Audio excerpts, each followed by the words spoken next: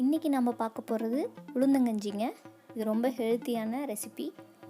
So அதை செய்கிறதுக்கு 100 gram உளுத்தம்பருப்பு எடுத்திருக்கேன், 2 ஏலக்காய். இதை போட்டு கலர் மாறக்கூடாது உளுத்தம்பருப்பு, அதே சமயம் பச்சையாகவும் இருக்கக்கூடாது. லோ ஃப்ளேமில் வச்சு லைட்டாக அதை வறுத்துட்டு பொடி நல்ல நைஸாக பொடியணும். அதனால் வறுக்கவும் செய்யணும், அதோட கலரும் மாறக்கூடாது. அந்த மாதிரி வறுத்துக்கோங்க. லோ ஃப்ளேமில் வச்சு அடுப்பை ஆஃப் பண்ணிவிட்டு உடனே பொடி பண்ணிடாதீங்க. அந்த சூட்லேயே இன்னும் கொஞ்சம் நல்லா மொறுமொறுன்னு அது ஆகிடும். அப்போ தான் நல்லா நைஸாக பொடியாகும். ஸோ கொஞ்சம் ஆறின வேட்டி அந்த உளுத்தம்பருப்பை மிக்ஸி ஜாரில் போட்டு நல்லா பொடி பண்ணி வச்சுக்கோங்க. இது நம்ம ஸ்டோர் பண்ணி வைக்க போகிறோம், இத்தனையும் உளுந்தங்கஞ்சி செய்ய போகிறதில்ல. பாருங்கள், இந்த மாதிரி நைஸாக பொடியாக பண்ணிக்கணும். ஸோ இது ஸ்டோர் பண்ணி வச்சிங்கன்னா எவ்வளோ நாள் ஆனாலும் ஒன்றும் ஆகாது. காலையில் நேரமாக எழுந்திரிச்சு படிக்கிற குழந்தைங்களுக்கு ஃப்ரிட்ஜில் வச்ச பால் எடுத்து ஆற்றி கொடுக்கறதுக்கு பதிலாக இதில் 1 ஸ்பூன் போட்டு நீங்கள் செஞ்சு கொடுத்தீங்கன்னா உங்களுக்கு தெம்பாகவும் இருக்கும், ஹெல்த்தியாகவும் இருக்கும். ஸோ ஒரு பாத்திரத்தில் 1 டம்ளர் தண்ணி, நீங்கள் எந்த டம்ளரில் உங்களுக்கு கஞ்சி வேணும்னு நினைக்கிறீங்களோ அந்த அளவு தண்ணி ஊற்றிக்கிட்டிங்கன்னா போதும். நான் இன்றைக்கி வீடியோக்காக 2 பெரிய டம்ளரில் 200 ml 400 ml தண்ணி ஊற்றியிருக்கேன். ஒருத்தர் குடிக்கிறதுக்கு 100 ml கொடுத்தீங்கன்னா போதும், அதுக்கு மேலே குடித்தா திகட்டும்.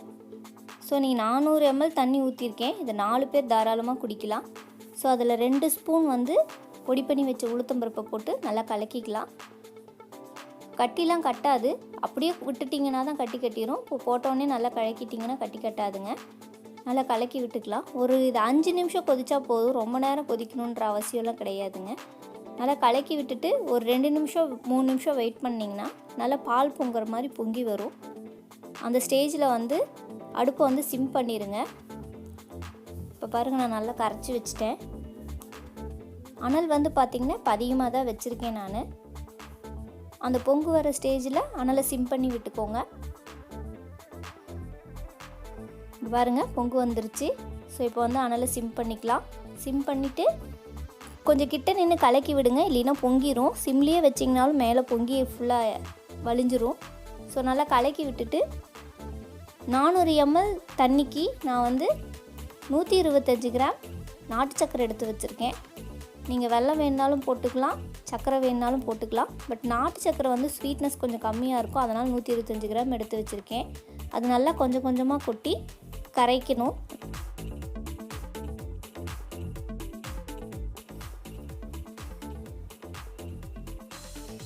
ஸோ இடையில நீங்கள் ஒரு தடவை டேஸ்ட் பண்ணி பார்த்துட்டு உங்களுக்கு டேஸ்ட் போதும் அப்படின்னா ஸ்டாப் பண்ணிக்கலாம். பட் எனக்கு 125 கிராம் தேவைப்படும், அதனால் நான் அதை எல்லாத்தையுமே போட்டுக்க போகிறேன். அவ்வளோதாங்க. இப்போ இந்த நாட்டு சக்கரை கரையிற வரைக்கும் அதை நல்லா கலக்கிட்டு இருந்தால் போதும், ரொம்ப நேரம் கொதிக்கணும் அப்படின்ற அவசியம்லாம் கிடையாதுங்க. நல்லா கலக்கி விட்டுட்டு லாஸ்ட்டாக கொஞ்சம் தேங்காய் பூ போட்டுக்கலாங்க. ஸோ தேங்காய் பூ வெறும் கஞ்சியாக குடிக்கிறப்ப ஒரு மாதிரி திகட்டிடும். பட் தேங்காய் பூ கொஞ்சம் நீங்கள் போட்டிங்கன்னா அதோட டேஸ்ட் இன்னும் கொஞ்சம் நல்லாயிருக்கும். சிம்பிள் ரெசிபி தாங்க, ஆனால் உடம்புக்கு ரொம்ப நல்ல ரெசிபி. பெண் குழந்தைங்களுக்கெலாம் இது ரொம்ப ஹெல்த்திங்க. காலையில் ஈவினிங் 2 டைமும் அவங்களுக்கு பாலுக்கு பதிலாக நீங்கள் இதை கொடுக்கலாம், ரொம்பவே நல்லது.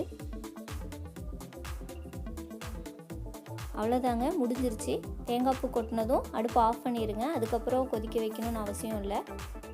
இந்த உளுந்தங்கஞ்சி செய்கிறப்ப எப்பயுமே தண்ணியோட அளவு அதிகமாக இருக்கணும்.